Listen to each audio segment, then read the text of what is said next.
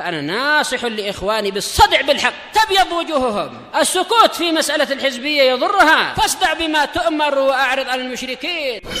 سلامي على دماج ورجالها والشيخ يحيى ودار العلم يا سعد بانيها. بسم الله الرحمن الرحيم. الحمد لله ثم الصلاة والسلام على رسول الله وعلى آله وصحبه ومن اتبع هدى ثم أما بعد. معاشر الإخوة الأحبة rahimani wa rahimakumullah ta'ala jami'an.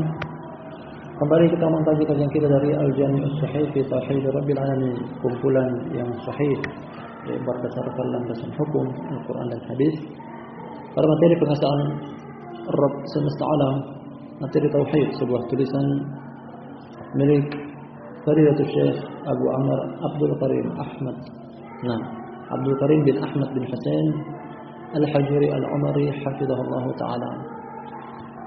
Pada pertemuan malam ketiga kali ini kita masih pada judul bab yang sama, bab at-tauhidu awwal wajibin 'alal 'abid. Tauhid adalah kewajiban pertama kali bagi setiap hamba. Kalau kita baca dalam judul bab ini 3 ayat dan juga 2 hadis sebagai landasan hukum. Kita akan baca hadis-hadis yang tersisa, masih sekitar 4 hadis. Langsung kita baca kata Syekh Abu Amr Abdul Karim Al-Hajuri Al-Umari hafizahullah ta'ala. Qala Imam Al-Bukhari rahimahullah, berkata Imam Bukhari, semoga Allah ta'ala merahmatinya.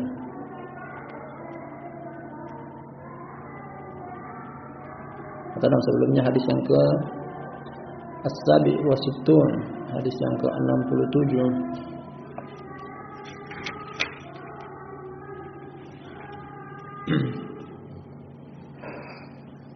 Qala Imam Al-Bukhari rahimahullah, berkata Imam Bukhari semoga Allah taala merahmatinya. Qala haddatsana Ishaq bin Ibrahim Abu Ya'qub, Ishaq bin Rahawayh, masyhur dengan Ishaq bin Rahawayh Al-Hanbali Al-Marwazi, dan dia imam. Qala haddatsana Mu'ad bin Hisham Ad-Dustuwai, kunyanya Abu Abdullah, dia saduq. Qala haddatsani Abi, yani Hisham bin Abi Abdullah Ad-Dustuwai.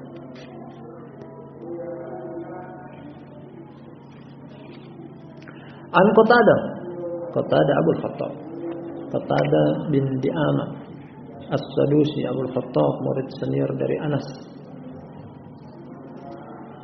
Qala, kata Abu Qatadah atau nama kata Qatadah, haddatsana Anas bin Malik radhiyallahu anhu. Hadisnya Anas dan redaksi hadisnya adalah muttafaqun alaih. Artinya hadis riwayat Imam Bukhari dan Imam Muslim. Kata Anas, semoga Allah taala meridainya,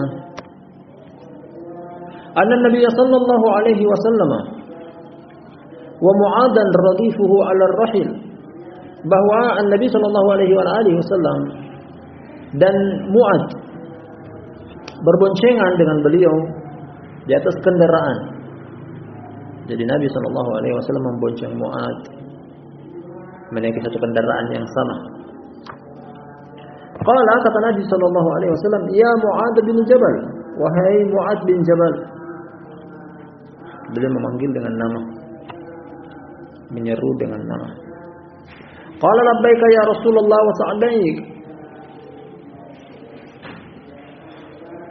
Mu'ad memberikan jawaban, aku memenuhi panggilan engkau wahai Rasulullah. Ini hadis hampir mirip dengan yang sebelumnya dari sisi potongan awalnya, namun berbeda dari potongan akhirnya. Qala ya Mu'ad, qala labbaika ya Rasulullah wa sa'daik. Salasa. Lagi Nabi sallallahu alaihi wasallam memanggil lagi, wahai Mu'ad. Mu'ad memberikan jawaban, aku memenuhi panggilan engkau wahai Rasulullah, dan ini beliau ucapkan sebanyak 3 kali. Nah, lanjut hadisnya, qala, kata Nabi sallallahu alaihi wasallam, Ma min ahadin yashhadu an la ilaha illallah wa anna Muhammadan Rasulullah sidqan min qalbihi illa harramahu Allahu 'alan nar. Kata Nabi sallallahu alaihi wasallam, tak seorang pun yang mempersaksikan bahwa tidak ada sembahan yang berhak disembah kecuali Allah, bahwa Muhammad adalah utusan Allah, jujur dari dalam hatinya, melainkan Allah akan haramkan baginya neraka. Atau Allah akan haramkan neraka baginya. Ya, artinya dia tidak akan pernah masuk ke dalam neraka. Siapa dia? Yang mengucapkan la ilaha illallah dan juga jujur dari dalam hatinya.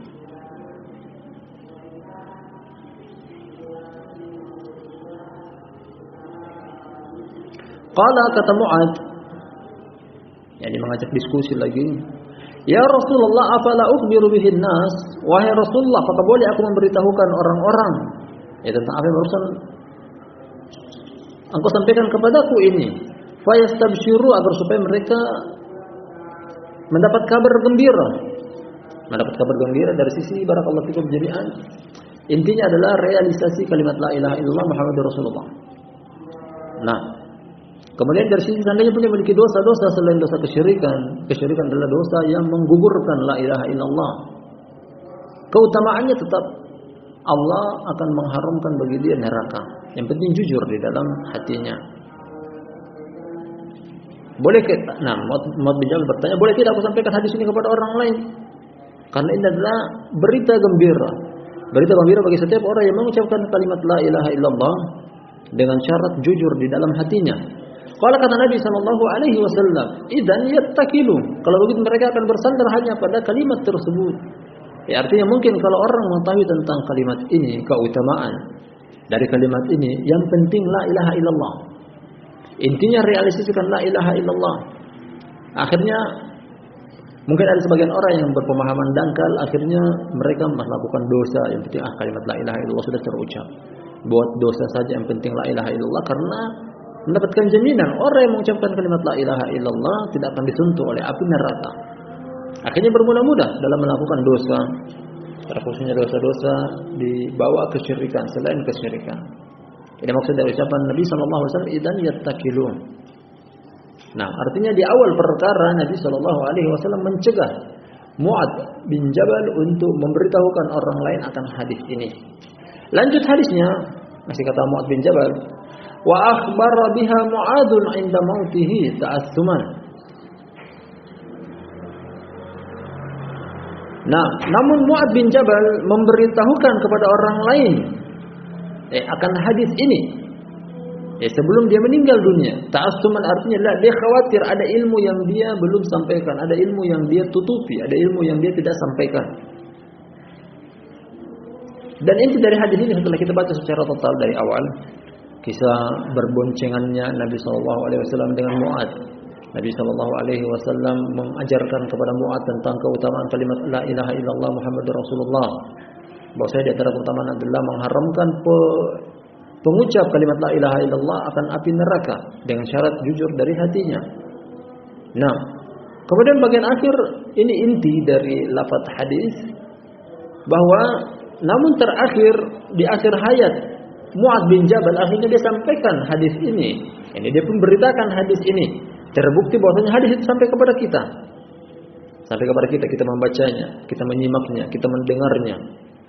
Bahwa Mu'ad bin Jabal tidak menyembunyikan ilmu ini. Nah, dan dengan lafaz terakhir inilah sang penulis jadikan sebagai keterkaitan dengan judul bab, bahwa Mu'ad bin Jabal termasuk orang yang mendakwakan kalimat la ilaha illallah yang dia dengar dari Rasulullah SAW. Jadi la ilaha illallah yang mana itu merupakan kalimat tauhid, adalah kalimat yang didakwahi oleh para nabi dan rasul serta pengikut setia para nabi dan rasul, termasuk Mu'ad bin Jabal di antara mereka yang meniti jejak dakwanya para nabi dan rasul. Nah, potongan terakhir dari lafaz hadis ini penting karena itu boleh dijadikan sebagai keterkaitan dengan judul bab, bahwa kewajiban yang paling pertama kali bagi setiap hamba adalah tauhid. Kita baca hadis berikutnya. Masih ada sekitar 3 hadis terakhir dalam judul bab ini. Kata Syekh Abu Amr Abdul Karim Al-Hajuri Al-Umari hafizahullah taala, "Ats-tsamin wa sittun." Hadis yang ke-68. Qala Imam Al-Bukhari rahimahullah, berkata Imam Bukhari semoga Allah merahmatinya. Qala haddatsana Abu Yaman, namanya Al-Hakam bin Nafi'. Nah, Abu Yaman namanya Al-Hakam bin Nafi'.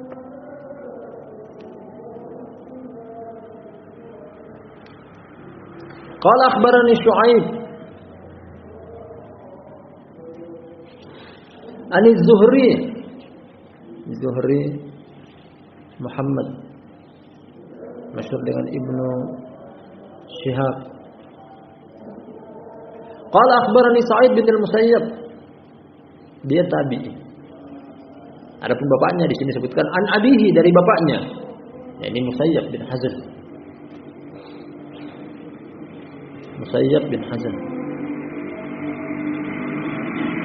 Sa'id bin Musayyab tabi'i, bapaknya Musayyab bin Hazn sahabat. Bahkan sahabat yang terbilang masuk Islam di awal-awal. Qala, kata dia, kata Musayyab bin Hazn, lamma hadarat Abu Talib bin al-wafah, ja'ahu Rasulullah sallallahu alaihi wasallam, fawajada 'indahu Abu Jahl wa Abdullah bin Abi Umayyah bin al-Mughirah. Jadi Imam Bukhari bawakan kepada kita satu kisah yang datang dari sahabat Musayyab bin Hazn, bahwa ketika tiba kepada Abu Talib kematiannya. Abu Talib adalah paman Nabi sallallahu alaihi wasallam. Paman yang selalu membela baik itu pribadi Rasulullah sallallahu alaihi wasallam, bahkan agama yang beliau dakwahi. Namun dengan pembelaan dia, yakni Abu Talib, kepada keponakannya yakni Nabi sallallahu alaihi wasallam, pembelaan terhadap pribadi dan juga agama, justru dia tidak masuk memeluk agama Nabi sallallahu alaihi wasallam. Nah, dia masih beragama musyrik sampai di akhir hayat dia. Jadi ketika Abu Talib datang ajal menjemput dia, Rasulullah sallallahu alaihi wasallam datang menjenguk dia. Arti ini Nabi sallallahu alaihi wasallam datang menjenguk paman beliau dalam keadaan beliau sakit.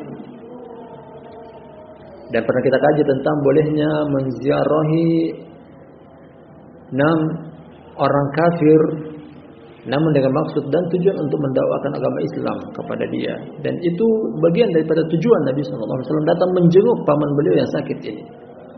Nabi SAW mendatanginya, dan ternyata beliau mendapati ada Abu Jahal dan Abdullah bin Abi Umayyah bin Mughirah di sisi Abu Talib. 2 orang ini adalah 2 orang yang masyhur namanya dari kalangan orang-orang musyrik, orang yang memeluk agama kesyirikan, dan 2 orang ini adalah teman dari Abu Talib. Nah, teman Abu Talib yang juga ikut datang menjenguk Abu Talib ketika wafatnya. Faqala Nabi sallallahu alaihi wasallam pun berkata, "Ai am, qul la ilaha illallah kalimatan uhajju laka biha indallah." Wahai pamanku. Jadi seruan dengan lemah lembut, memanggil dengan begitu santun dan sopan. Wahai pamanku. Dan betul, Abu Talib adalah paman Nabi sallallahu alaihi wasallam. Bukan cuma sekadar paman, bahkan pengganti dari orang tua, karena Nabi sallallahu alaihi wasallam lahir dalam keadaan bapaknya sudah meninggal dunia, beberapa beranjak belum dewasa, menyusul ibu beliau juga meninggal dunia. Kemudian pengasuhan berpindah kepada kakek meninggal berpindah kepada paman. Dan paman beliau lah, yakni Abu Talib, yang banyak merawat, melindungi, bahkan membela pribadi dan juga agama Rasulullah sallallahu alaihi wasallam. Makanya beliau panggil dengan panggilan yang sopan santun. Wahai pamanku, ucapkanlah la ilaha illallah, satu kalimat yang aku bisa membela engkau di hadapan Allah dengannya. Jadi menurut Nabi sallallahu alaihi wasallam, la ilaha illallah bisa membela seseorang di hadapan Allah. Nah, jadi di sini berkaitan dengan lafaz hadis ini keterkaitan dengan judul bab tentang Nabi sallallahu alaihi wasallam mendakwakan la ilaha illallah, karena la ilaha illallah merupakan kewajiban paling pertama kali. Entah Abu Talib memiliki umur yang panjang setelah dia mengucapkan kalimat la ilaha illallah, mungkin dituntut bagi dia untuk salat setelah mengucapkan kalimat la ilaha illallah.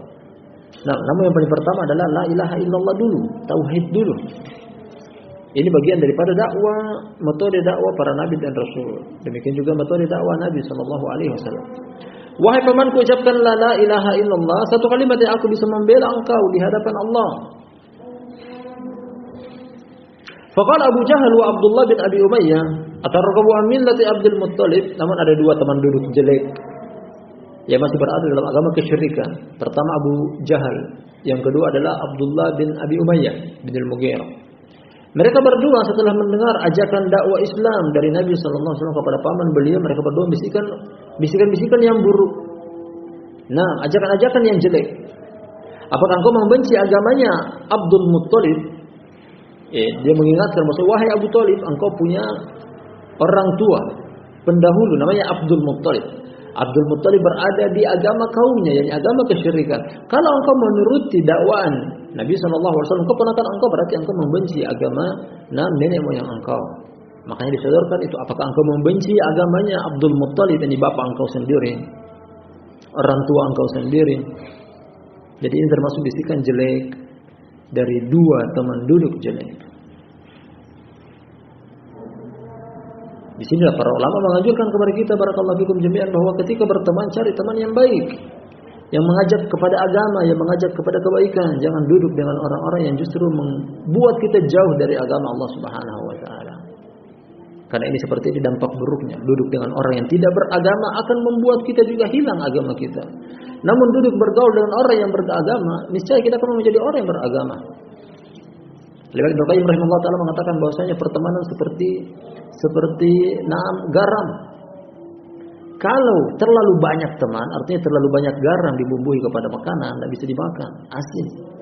Namun tidak ada teman juga mustahil. Manusia adalah makhluk sosial, butuh berinteraksi. Tidak ada teman sama sekali, tidak mungkin juga.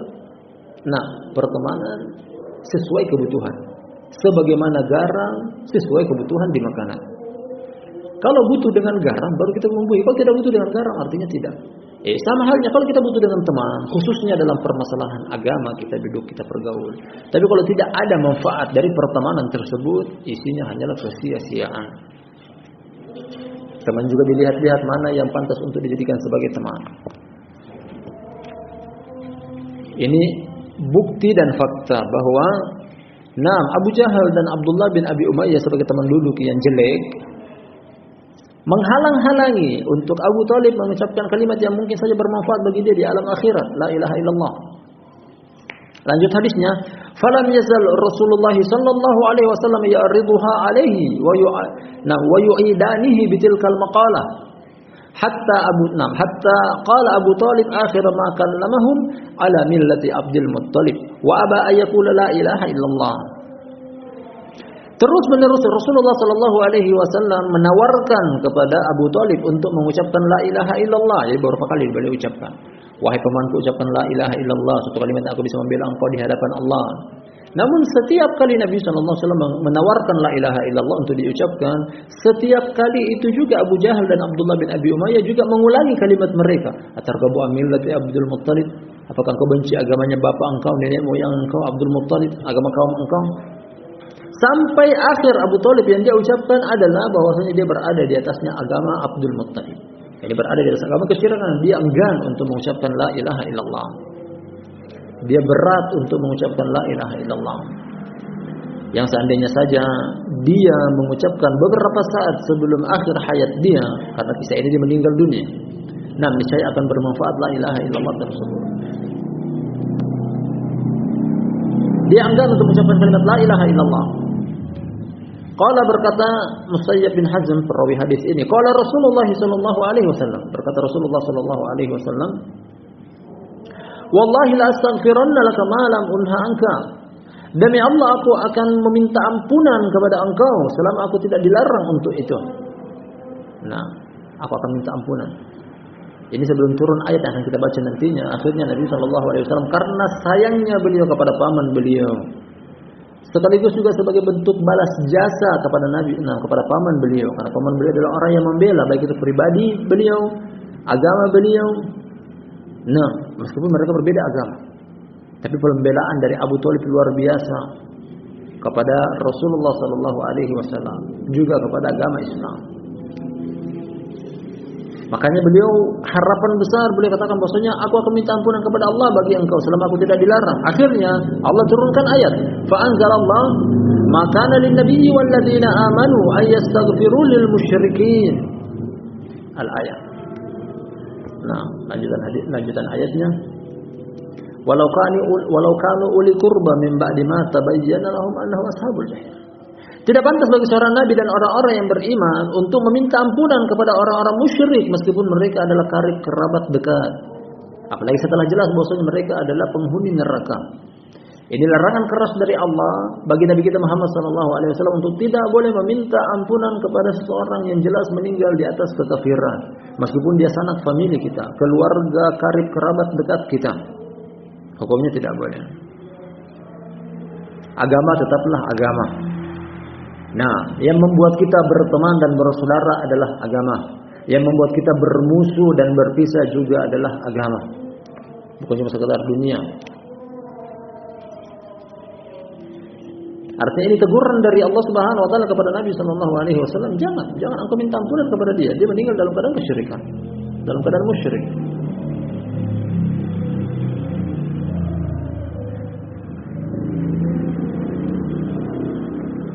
Bahkan sang anak, artinya ini adalah orang tua dari Ali bin Abi Thalib. Ali bin Abi Thalib sebagai putra dari Abu Thalib, setelah ayahnya meninggal, dia datang meminta fatwa kepada Rasulullah SAW, minta pendapat. Ya Rasulullah, inna ammaka dhal qad mata. Mada asna bih. Wahai Rasulullah, paman engkau yang sesat sudah mati. Dia mengatakan kepada Rasulullah SAW bahwasanya pamannya Rasulullah wa illa itu adalah bapaknya. Berarti bapakku sesat, dia sudah mati. Apa yang aku lakukan dengan dia? Nabi SAW mengatakan idhab fawaro. Nah, pergi singkirkan dia. Akhirnya Ali bin Abi Thalib dalam riwayat bahwasanya ketika ingin dikuburkan, dikebumikan, digali tanah, dia buat kuburan, Ali bin Abi Thalib tidak mau menyentuhnya, bahkan dia hanya dorong dengan menggunakan kayu. Didorong sampai masuk ke dalam liang lahatnya, kemudian dikuburkan. Nah, itu yang dilakukan oleh anak dari Abu Thalib, yakni Ali bin Abi Thalib, karena beda agama, karena enggan mengucapkan kalimat la ilaha illallah. Wa anzalallahu fi Abi Thalibin faqala li Rasulillah sallallahu alaihi wasallam. Akhirnya Allah pun turunkan ayat berkaitan dengan kisah dari Abu Thalib. Allah katakan kepada Rasulullah sallallahu alaihi wasallam, "Innaka la tahdi man ahbabta walakinallaha yahdi man yasha wa huwa a'lamu bil muhtadin." Sesungguhnya engkau wahai Muhammad tidak bisa memberikan hidayah kepada siapa yang engkau cintai, namun Allah lah yang memberikan hidayah kepada siapa yang Dia kehendaki. Nah, mungkin barakallahu fikum jami'an kita bersedih hati ada anggota keluarga kita yang belum sempat masuk ke dalam hidayah. Allah berikan kita hidayah, alhamdulillah. Ada mungkin anggota keluarga kita yang belum dapat hidayah. Artinya pertama yang kita lakukan adalah bersikeras untuk menyampaikan hidayah kepada orang tersebut yang kita cintai, sebagaimana juga Allah telah berikan kepada kita hidayah. Namun seandainya pun telah kita usaha dan upaya, nah kita yakin dan percaya bahwa hidayah di tangan Allah, bukan di tangan kita. Bahkan orang paling mulia Rasulullah sallallahu alaihi wasallam, orang yang mungkin mengajak orang lain selain keluarganya bisa masuk ke dalam agama Islam, namun ternyata anggota keluarga beliau sendiri tidak bisa memberikan hidayah. Dan keterkaitan antara hadis ini dengan judul bab di atas, bahwa Nabi sallallahu alaihi wasallam ingin mendakwahi paman beliau. Dakwah dimulai dengan perkara yang paling wajib. Di sana ada perkara-perkara wajib di dalam agama Islam seperti salat, puasa, zakat, haji, berjihad dan semisalnya. Namun yang beliau sodorkan bukan salat duluan. Yang beliau sodorkan bukan jihad terlebih dahulu. Yang beliau sodorkan bukan ayo berpuasa agar supaya engkau masuk Islam. Tidak. Yang paling pertama adalah mengucapkan kalimat la ilaha illallah. Artinya tauhid lebih duluan. Dan dengan tauhid itulah memasukkan seseorang ke dalam agama Islam. Mendakwakan tauhid.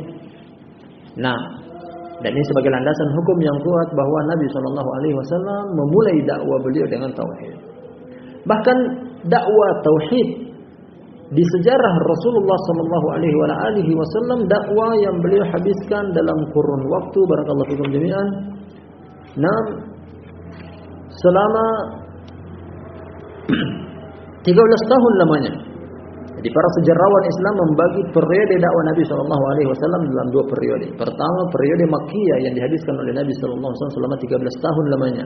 Kemudian periode Madaniyah setelah beliau berhijrah dari Makkah ke Madinah, dan itu dihadiskan selama 10 tahun sampai beliau meninggal dunia.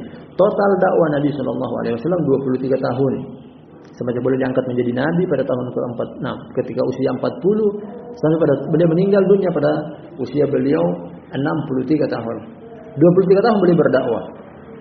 Namun 13 tahun pertama di kota Madinah. Nah, bagian akhir saja dari periode Makkah turun kewajiban sholat. Adapun puasa belum, zakat belum, haji juga belum. Kalau begitu apa yang beliau habiskan selama 13 tahun lamanya berdakwah? Tauhid. Mendakwakan tauhid. Nah, memasukkan tauhid di lokasi tempat tinggal yang orang sangat jahil dengan tauhid. Bahkan disitulah markas daripada basis daripada kesyirikan.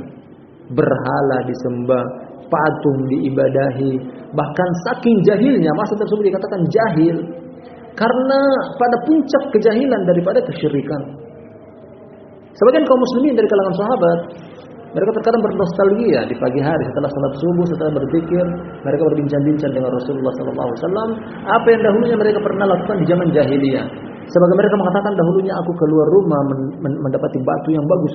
Aku terkagum dan takjub dengan batu tersebut. Aku ambil, aku masukkan ke dalam rumah, simpan di dalam kamar, dirawat, dijaga. Aku sembah batu tersebut. Batu disembah. Batu dimintai rezeki.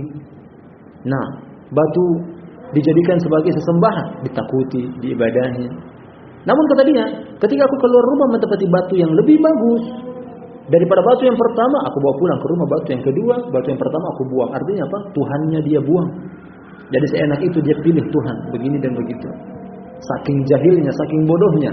Nah, orang tentang tauhid di zaman tersebut. Ada lagi sebagian mereka menceritakan bahwasanya dia membuat adonan roti, kemudian dia membentuk dengan wujud seseorang yang dianggap adalah orang soleh. Sudah terbuat adonan roti, dia simpan dan dia sembah dalam wujud orang yang dia buat tadi. Di imajinasi dia ini adalah orang tertentu dari kalangan orang soleh, dia sembah, minta rezeki kepada orang tersebut berupa adonan roti.